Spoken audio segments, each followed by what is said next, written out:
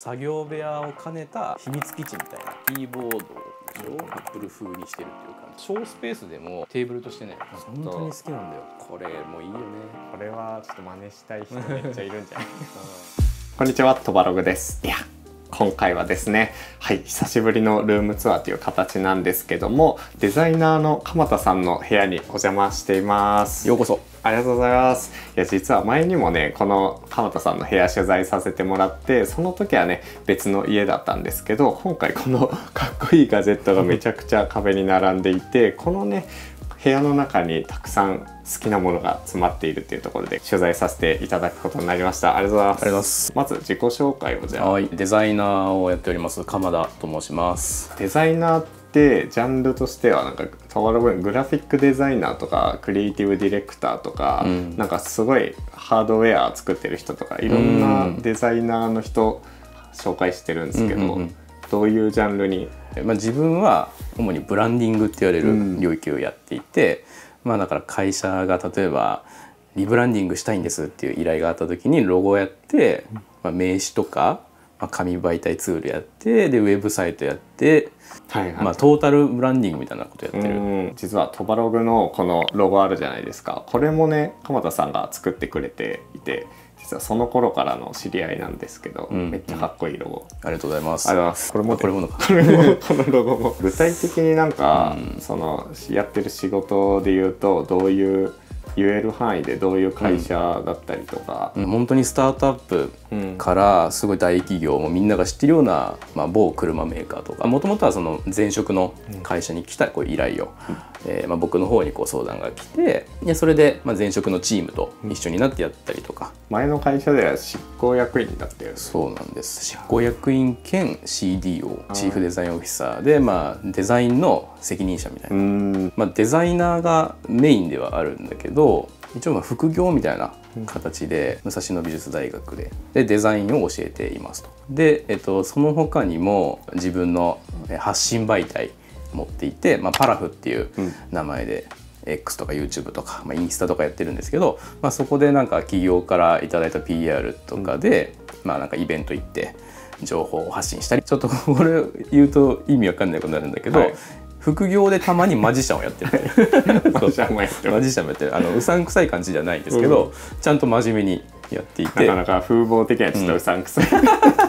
こんな感じで今はフリーで基本的にこの部屋で作業をしている、仕事をしているっていうところで、一体どんな機材を使っているのか、どういうツールを使ってるのかみたいな話と、あとやっぱ気になるのここですよねディスプレイがめっちゃかっこよすぎるっていうところで、ここのアイテムって何なのみたいなところとかをちょっと聞いていければなと思っています。それでは早速いってみましょう。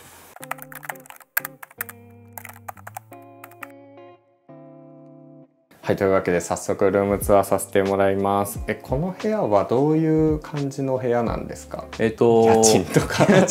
家賃はちょっと伏せさせていただこうかなと思うんですけども、3LDK のだいたい60平米ぐらいのお家なんですけども、この部屋は作業部屋を兼ねた秘密基地みたいな、ちっちゃい頃にこういうの作りたかったなみたいな、自分の好きなものをギュッと寄せ集めたもうコレクションルームというか、なんかそういった感じです。いいっすね。じゃあ普段の住まいもこちらで、その一室に自分の作業部屋を構築しているっていう。そういうことですね。いいね。これはちょっと真似したい人めっちゃいるんじゃない僕の部屋は非常に狭いお部屋となっていまして、4畳ぐらい。この部屋をバーってこんな感じで見たところ、結構ギュッといろいろ詰まってるじゃないですか。要素がなんかカテゴリー別に分かれてるというか、デスク周りがこの辺にあるし、壁の面はすごい趣味のものだし、でなんか 3D プリンター置いてあったりとか、こっちに視点を移すとちょっと撮影用の機材なのかなみたいないろいろあると思うんで、各カテゴリーごとにねちょっと深掘りしていきたいですね。この壁についてじゃあちょっと最初行こうかな。めちゃくちゃ本当に好きなものだけが詰まってるみたいな印象があって、これはもうずっとこの部屋に引っ越してきた時から作ろうと思ってた感じですか？そうですね。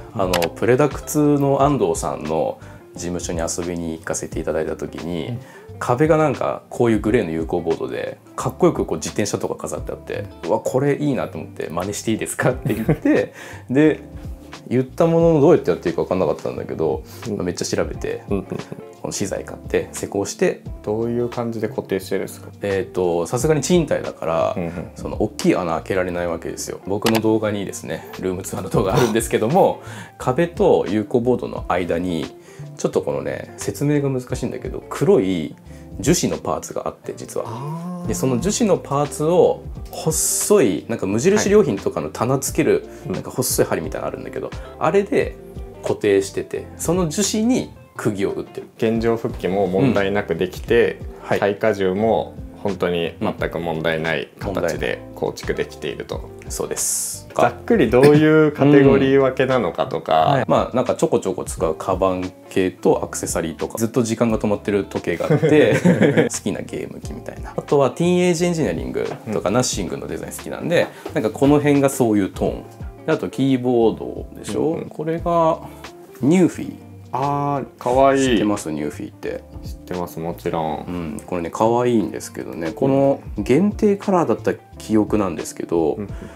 このキーボードめっちゃかわいいと思って海外の通販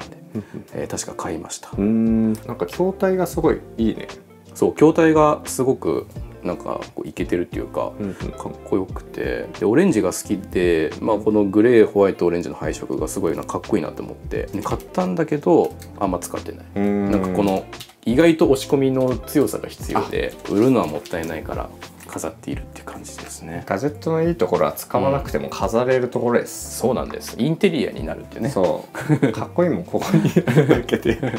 あとはこれニズのキーボードをニズね、まあ、キーキャップカスタムしてるっていう感じですね。アップル風にしてるっていう感じなんですけども、すごいかわいい。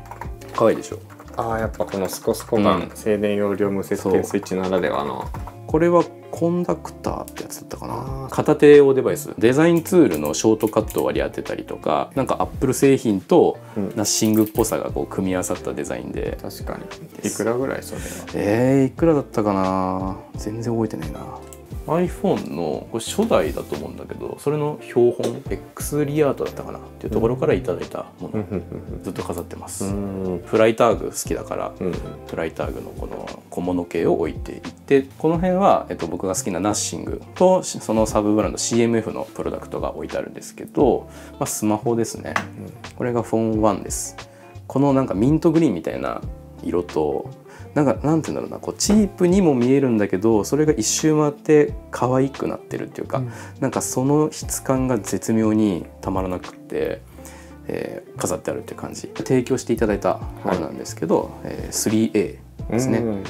これも可愛くない？可愛い、めっちゃ好きなんだよね。これはお財布携帯ついているし、まあ、普段使いにもかなりね便利です。まあ、奥にあるのがナッシングのサブブランドの CMF のウォッチですね。2個あんだ。そう。CMF ウォッチ。なんかこれ9000円ぐらいで割とコスパのいいスマートウォッチで話題になったんですけど、なんかベゼルが交換できるんですよ。これってカチャってやってこうね外せるんですよね。でフラットなベゼルと丸みのあるベゼルの2種類があって、これってでその2種類を試してみたくって、この丸みのベゼルの方も買ってみたっていう感じ。そうなんです。あと質感が微妙に違くて、レザーとシリコンで結構雰囲気違うから、ちょっとこれは両方見たいなと思って、で、まあ、ナッシングってティーンエイジエンジニアリングのデザイナーが関わってたりするんで、まあ、その親和性を意味して隣に置いてあるって感じですね。これをちゃんとこうやってディスプレイすると、デザインというか、このなんか見た目のかっこよさがすごい増幅される気がするわ、引き出しにあるより可愛く見えるでしょ、パラフのオリジナルデザインのスマホケース。すごいかわいい。ケースティファイで作りました。それは買えるんですか？これはですね、買える予定だったんですけど、ちょっといろいろとありまして販売しておりません。パラフデザイン。そうなんです。完全オリジナル。これシールというかもうプリントだから、ケースティファイプリントでちゃんと。いいな。可愛く仕上がってるかなと思います。可愛い。トバログもなんか作ってほしい。作りましょうか。やった。あとお気に入りのマガジン B、なんか飾っていてもおしゃれに見えるし、実際に読み物としてもかなりね素晴らしい本なんですよね。韓国の方たちが作っている、ブランディングにフォーカスした本です。おすすめです。であとはトポロジー大好きなんで、このストラップね、見たことある人いるんじゃないでしょうか。これめっちゃ可愛い。何を入れるんですか？これはもう近所にお出かけするようで、財布とか、モバイルバッテリーとか、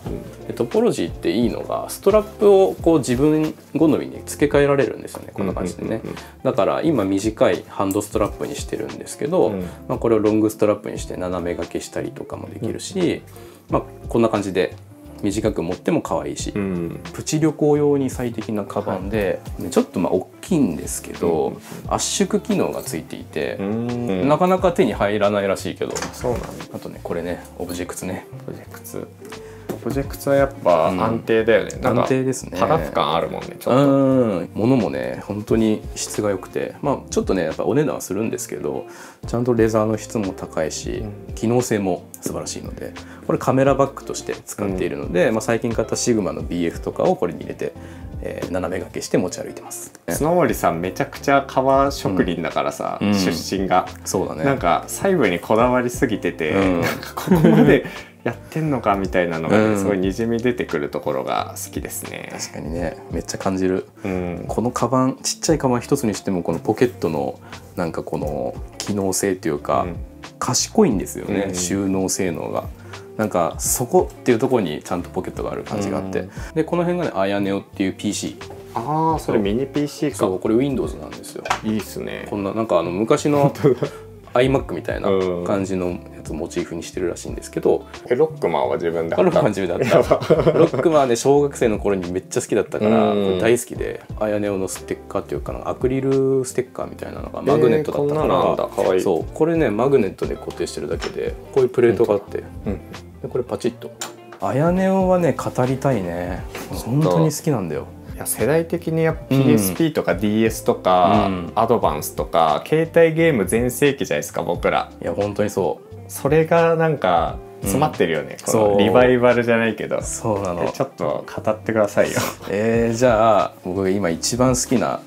ゲーム機ブランド、アヤネオっていうメーカーをですね紹介するんですけど、これがポケット S っていう、いいね、かわいいゲーム機で、ホワイトをねチョイスしてるんですけど、これなんだろうね、これどことなく iPhone4S 時代をね感じるっていうかね、このガラストップなんですよ。今フィルム貼ってるからこのボコってしてるんだけど、フィルム貼ってないと本当1枚のまっさらっていうかフラットなディスプレイになっていて、Android 搭載されてるゲーム機なので、Android のゲームアプリはもちろんインストールできるし、あとはエミュレーターもあるんで、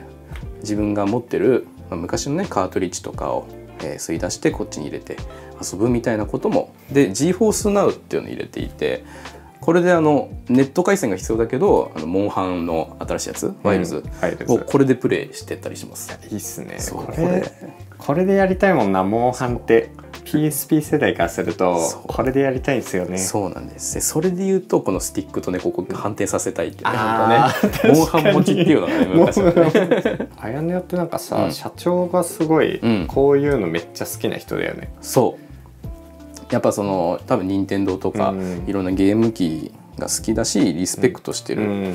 車でいうトヨタの社長みたいな、あとこっちもアヤネオの。それはねめっちゃ気になる人多いと思う。白がないからスルーしちゃってんだけど。確かにね、アヤネオポケットミクロってやつですね。このちっちゃいボディに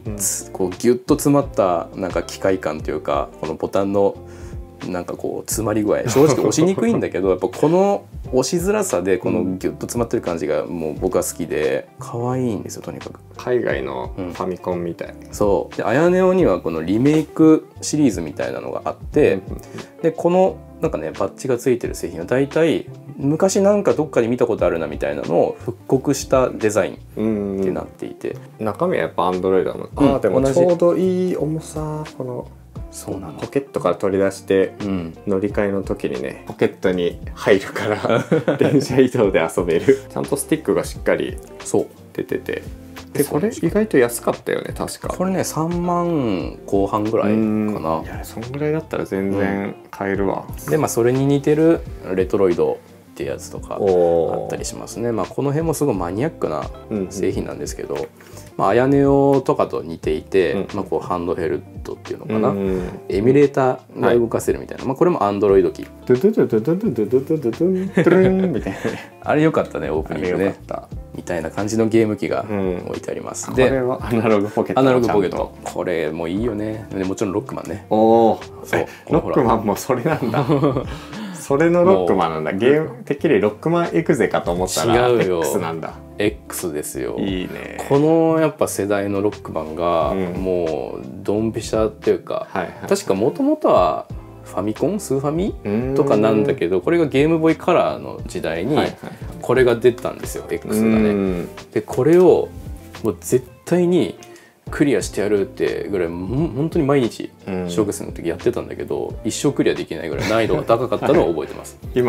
今でもできない。今でもできない。今だとなおさらできない。なんで子供の頃あんなうまくできてたんだろうってぐらい不思議なんですけど、今やると全然できない。敵倒せない。いいっすね、今はじゃあそれをやってんだ。やってますね。スイッチツアー予約してますか？もちろん。で当選して、そうなの？そう、やば。だから初日にゲット。おめでとうございます。身近な人で初めて見た当選してる人。この辺も簡単に紹介しておくと、まあこのすごい気に入ってるスピーカーがトランスペアレントのまあ透明なスピーカーですね。これなんか大きい版とこのちっちゃい版があって、ちっちゃい版を置いてるって感じなんですけど、すごいね見た目可愛いし、で音もすごいいいんですよ。インテリアっぽくね馴染むし。それの白もあるよね。白もある。これがまあドバログの動画見てくれてる人はね分かると思いますけども、3D プリンターですね。バンブーラボの A1 ミニなんですけども、そこで作られたかのようにビジョンプロ置いてあるっていう感じですね。ビジョンプロがサクッと。ビジョンプロです。こちらが。いいですね。使ってますか？まあたまにかな。毎日ではないけど、まあ週に1回ぐらいはこれで作業してるかなって感じですね。仕事でも使う？結構仕事でも使う。まあなんかよくある色ね、白とかグレーとか黒とかっていうのをまあ急になくなると嫌だからさ、ストックしてるっていう。ストックホルムストックホルムデザインラボ意味が変わってくる。これ黒洋が作ってる。あ、黒洋なんだ。そう、黒洋が作ってる、なんていうの、キャビネットっていうの、トランプ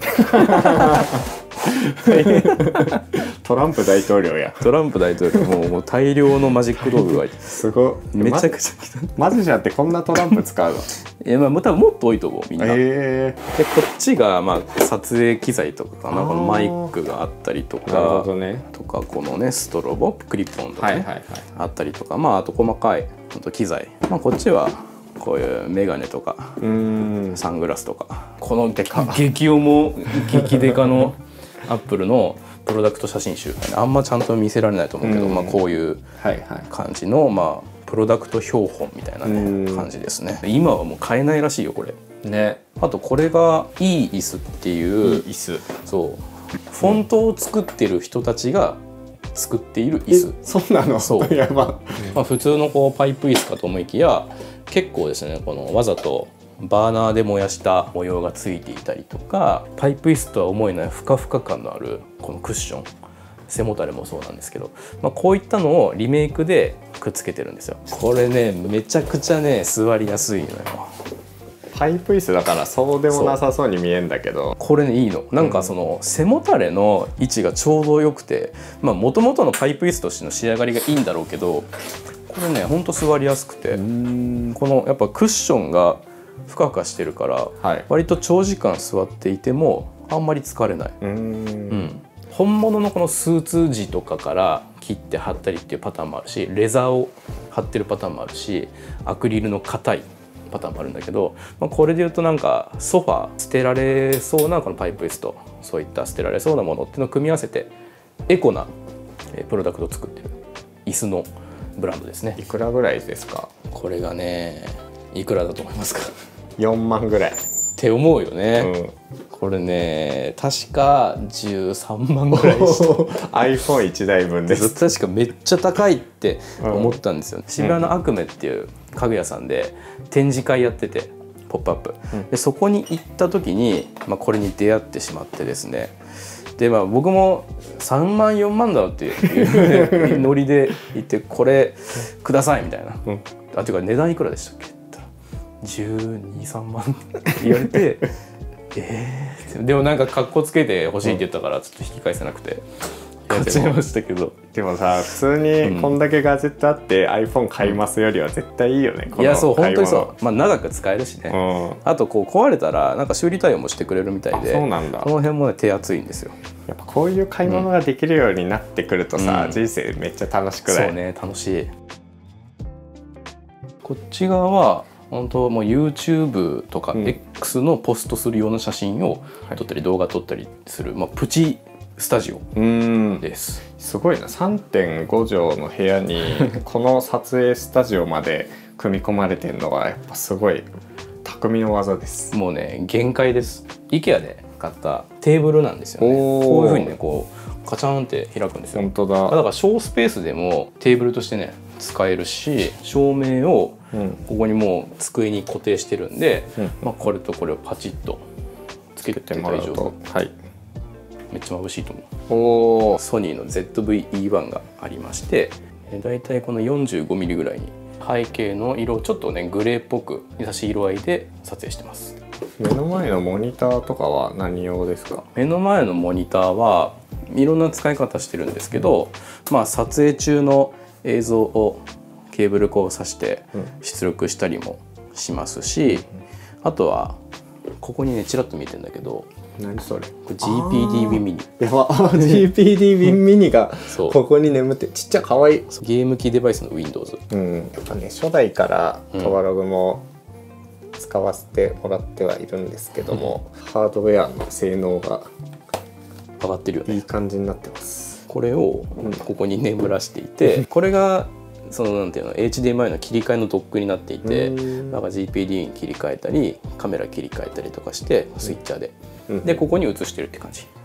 このディスプレイが Xiaomi のディスプレイで、リフレッシュレートも結構高い、確か140とか144とかな。だからこうゲームする時もすごく快適にできると。すごい Xiaomi のモニターってあんまりイメージないけど、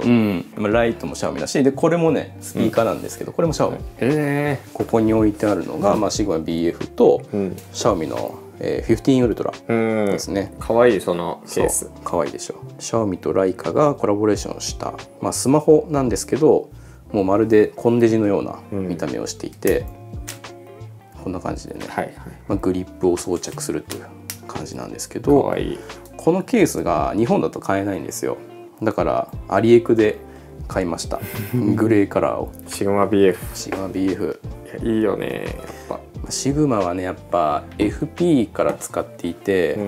前に取材来た時は確か FP で写真撮ってるっつって、そう FP もまあ今でも結構使うんですけど、FP をこれ 45mm つけていますね。でこれもすごく気に入ってるんだけど BF っていうやばいのが出たんでもう飛びついてしまいましたねこっちはめっちゃさ、足していくモジュールを足して組み立てていくカメラなのに対して、こっちはもう真逆のプラスとマイナスみたいな。そうすごいいい例え。でもね BF ちゃんといいもの撮れるし、あと操作性も慣れるとすごいやりやすいからね。わかる。なんかスマホっぽいんだよね。スマホっぽい。すごくカメラっていうかガジェットの感じがすごいよね。このでもシステムはすごいなんかいいけどね、普段のさ、なんか YouTube 大規模だなみたいな人にはさ、ちょうどいいこの半畳ぐらいで収まる、そうだね、撮影スペースは魅力的です。必要最低限大きい画面がいらないなって天板に天板を重ねてるんですよ。左手デバイスとかじゃなくてもうフルサイズなんだね。ツールまたぎすぎるとめんどくさいんですよ、こんなキーボードあったらいいなみたいな。Figma でデザインしながら実際のスマホで造形美あふれるのが撮れるの。あ、そうなの。やばすぎる